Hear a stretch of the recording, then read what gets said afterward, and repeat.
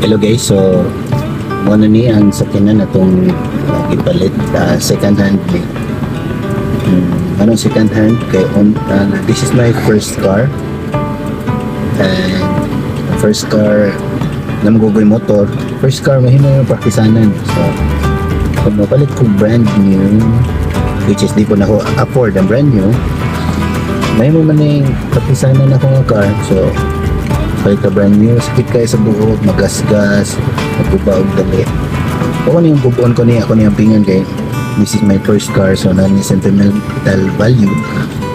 Pero budget wise, okay yun ang second hand. Yan. Tarong mo lang sa ganyan magpili kay basig matungnan ka bubaon or sige gamit ang krimen. So i-purchase mo yan sa kanang mga dealer gid sa second hand car. So niagi nag-financing, ano kanindot kung wagi financing, ang financing company po ila po na i-check kung okay ba sa kanan. Yeah. So safe ka sa mga documents. Nakakuan lang kay sa mga saning sa kanan ng mga second hand car as easy kung unsay condition sa sakyanan mo ray makuha nimo.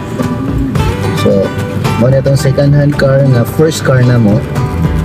Yeah. Mo niya kung ganahan ka na kay mapandi sinabuhi na iganahan ka ni gasolina ni kay times 2 sa motor no. Na syempre maginuwan ko ani, so lain kayo mandoy ka nga kay capacity. So anda mo sa imong gugulingon mo sana ba ngandoy something like car. So mapalit ka agad ang first car, dili ni brand new. Ay dapat kabawan sa pag at manok sa kanan, so tita palit og bago Dios ni 2012 na. So yan dapat na sa sulit kaya manual yung transmission, nakatubangan ng mga lingkuranan ang lipod. So ako na rin na-test drive. Yan.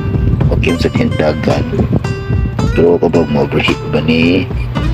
Or kung sa'yo mga problema sa makina. Pero natural ni kay ginamit na 2012 yung 2022 siya na palit. Ako na palikya. Yan. Nakita ko 2023 January. At least di kayo kumagulan ni kung kailangan may magasgas or may masabot. Kaya palit ko o brand new na bago katiman kaya wag may parkinganan nga tarong.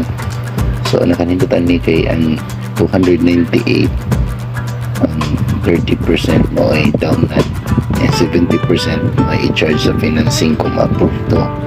So 3 years mga 8,000 ang financing ani 8,000 plus. So, na siguro.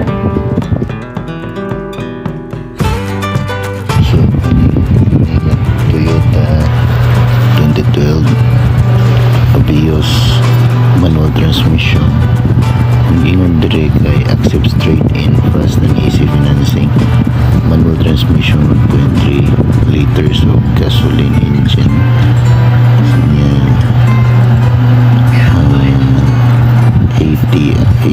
KMS Cebu unit na ulit ang highlight lid ang pag-apply. Original ang iyang wheel na alloy, brand new iyang likid, Batman grilled, 3M magic tents on tinted, power window, power side mirror, power steering, central locking, high airbag, leather and seat, touchscreen na monitor, Android stereo, FM radio, cold aircon, clean inside and out, complete updated papers, ready to go.